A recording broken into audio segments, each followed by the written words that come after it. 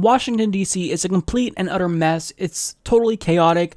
You don't really know what the hell is going on because you've got Democrats crying about Russia. You have Trump crying about wiretapping. It's all just bullshit. It's a mess.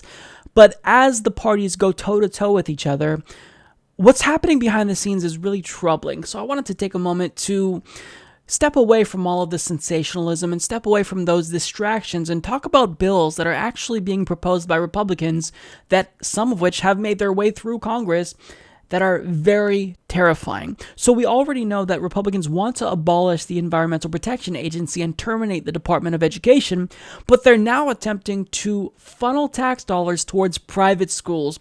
Representative Steve King introduced this bill in January, which would redistribute funding earmarked for public schools in the form of vouchers for parents to send children to private schools. Over the long term, this would eventually bankrupt public schools and create a stratified education system in which cash-strapped public schools would be unable to meet the educational needs of low-income students. Now, these Republican thugs have also introduced rules to repeal various protections on wildlife.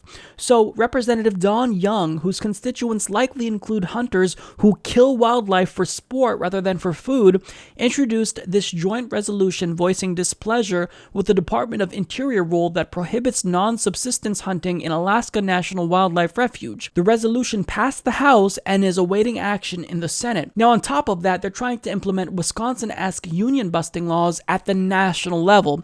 So conservative ideologue Representative Steve King is aiming to cripple unions at the nationwide level with a bill that would systematically deprive labor unions of the funding they need to operate.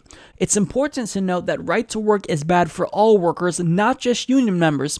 In 2015, the Economic Policy Institute learned that wages in right to work states are roughly 3.2% lower than in non-right to work states. Now, besides abolishing the ACA, defunding sanctuary cities, and defunding Planned Parenthood, that's not even the tip of this batshit crazy iceberg. So Representative Trent Franks wants to aggressively prosecute pregnant women seeking abortions, along with abortion providers, by making abortion a felony punishable by up to 5 years in prison.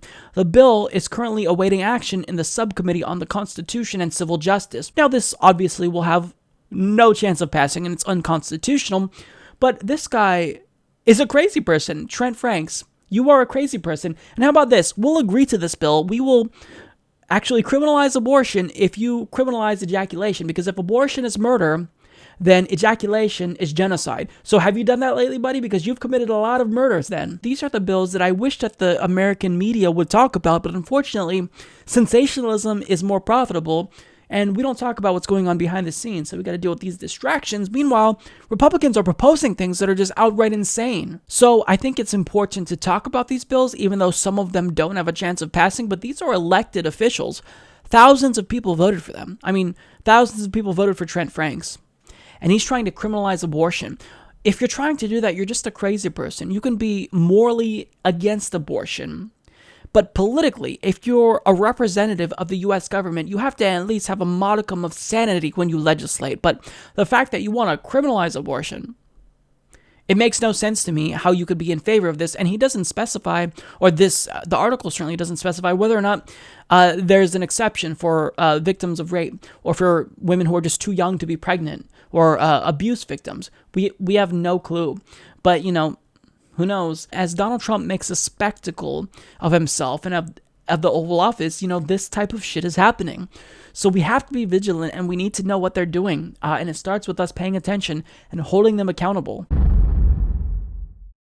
Support this podcast by joining the independent progressive media revolution today at humanistreport.com.